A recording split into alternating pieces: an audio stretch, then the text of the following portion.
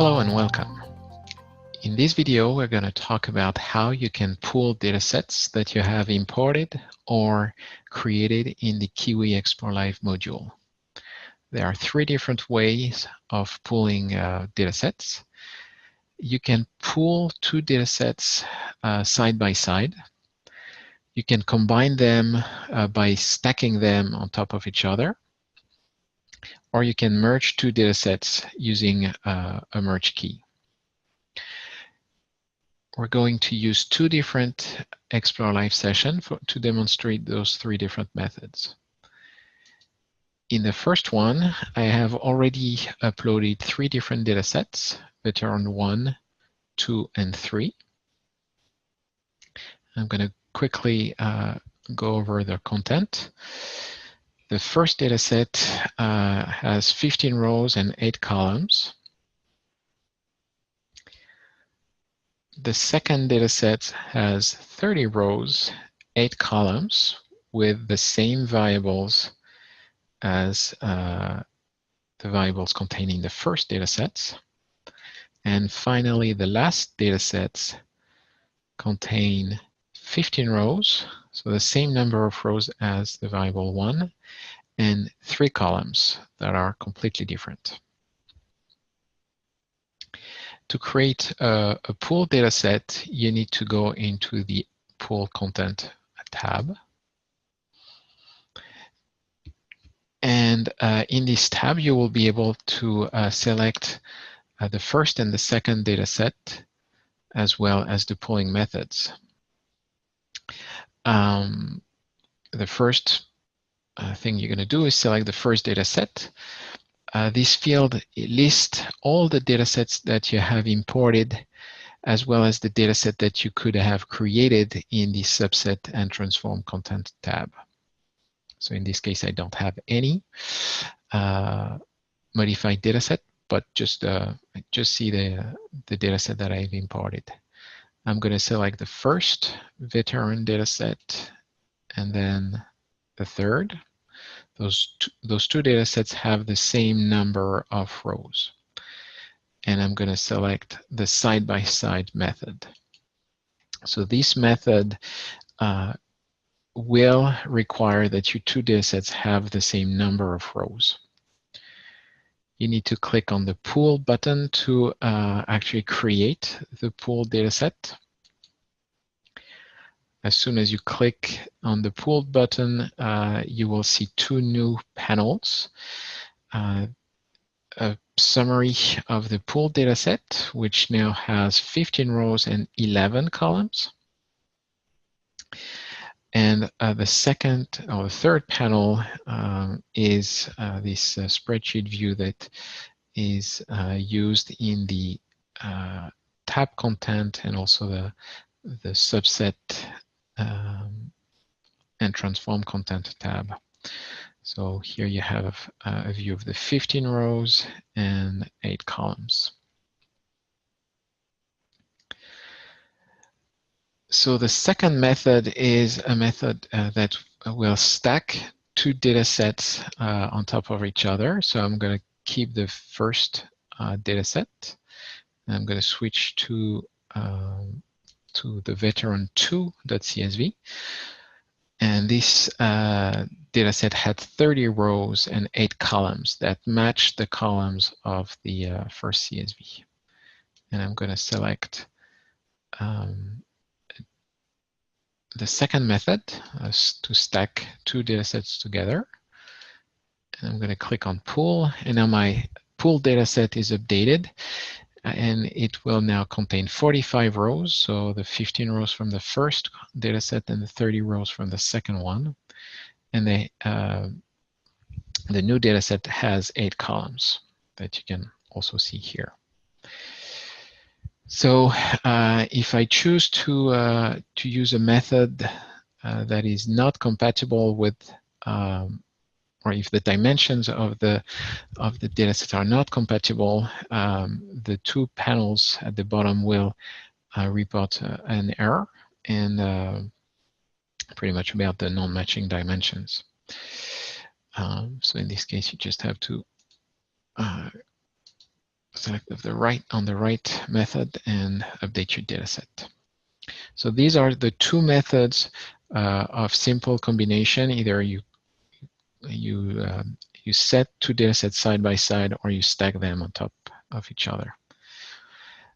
The last method is a method of merging, which is a little bit more complex. I'm going to use a different set of data sets. In this case, I have an authors and a books data set. The author data set has 5 rows and 3 columns: names, nationality, and deceased. And you have 5 rows providing names of authors. The books has a name of the author, the title of the books, and a third column, which is the other author. So you can see that we have the same variable name in between the author and the books data sets. They have a different number of rows. So I'm going to go again in the pooled content tab. I'm going to select author in the first field, books in the second field, and in the third field, I'm going to select the merge by. When you select the merge by options, 3 additional fields appear. The first field will allow you to select a merge key. This is a multi-selectable variable dropdown. In this field, we'll only list the names of the variable that are common across the dataset 1 and 2. So in this case, we only had one dataset, one variable that was common in the 2. So there was only one possible merge key. The second field describes what will be kept as a result of the merge. So there are 4 different options. You can keep only the record that match. So record that have the same name in the dataset 1 in the dataset 2. You could keep all the records for dataset 1 on which the information from the dataset 2 would have been merged. There's the mirror options that would be only keep the records from dataset 2. And the last option is to keep all the records whether or not they've merged. So those 3 options potentially would create missing data in some of the variable after merge. So right now I'm going to demonstrate only the first one, the first option that would keep only the records that merge. The last option I'm not going to demonstrate now. I'm just going to click on the pool button. And now I have a pool data set that has 6 rows. Remember that at least I think the dataset 2 had 7 rows, and the author had 5. So you end up with a dataset that has a different number of rows and 5 columns. So the title of the books and the other author variable was merged onto the dataset 1. And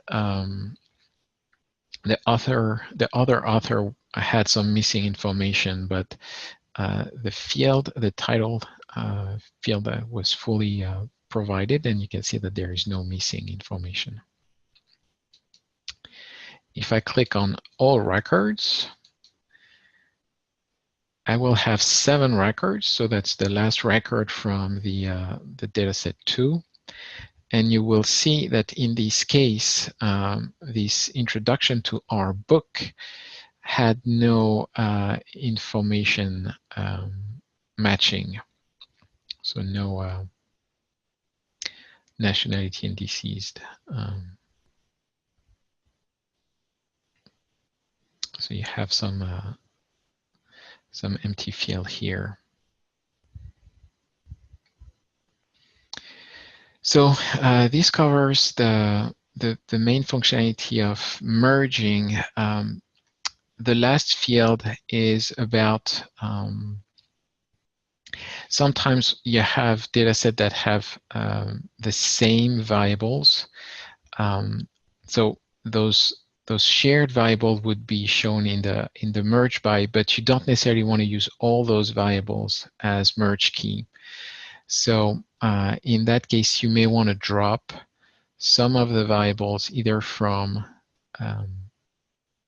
you would drop the variables that are common, and you could drop those variables from the dataset 1 or dataset 2, or you can keep all of them. And if you can keep all of them, the result of the pool dataset, the variable would have an index, some kind of qualifier that this variable that came from the dataset 1 and the dataset 2.